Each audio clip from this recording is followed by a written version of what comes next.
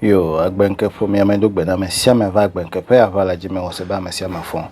Nu me be magbo ya nya be fifula meza nyo free view yin 1000 view onam. E po da de le V-Fly mezen ta nu ma wo fifula nya be ma promote video de ka. Ne ma kofia wale na do promote video le V-Fly for free plus usube ne verify o phone vokola. You can get some few view for your channel. AI na small YouTube channels we ta mazi button le gomi le fi be promote le mazi button ya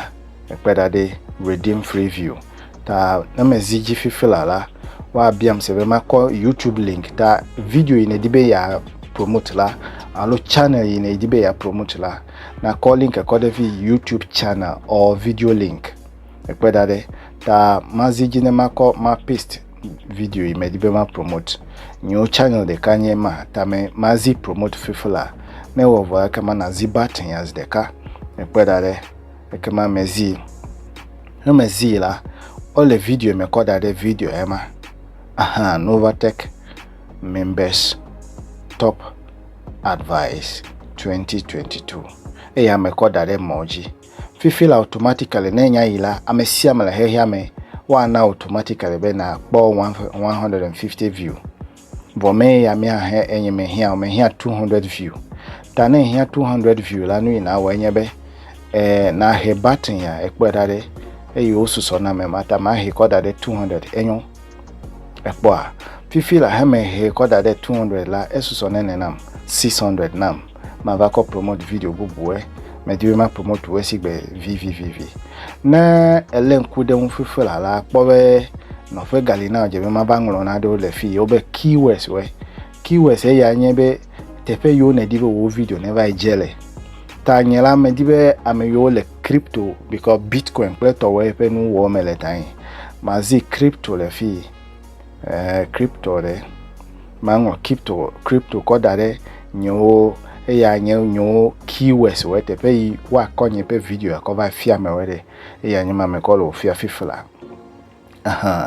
mango bitcoin lefma bitcoin ekpe mango Binance lefma ekpe rade ekema mavango Novatech inye company inye plo mile to fifula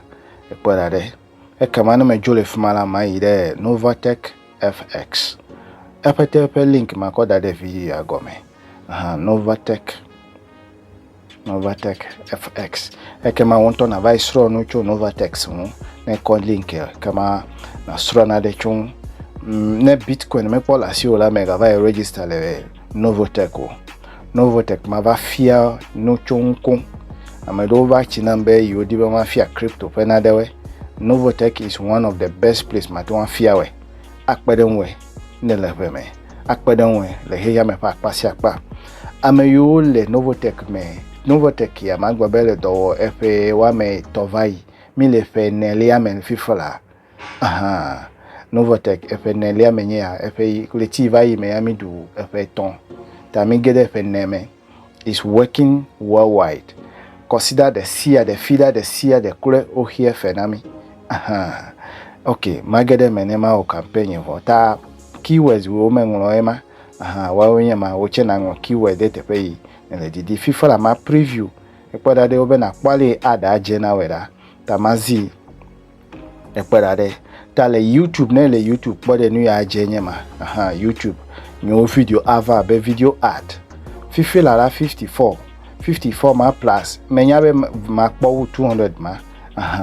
sigbenye no ema because recommendation ya also go okay ma jole fmane ma ide campaign meta ma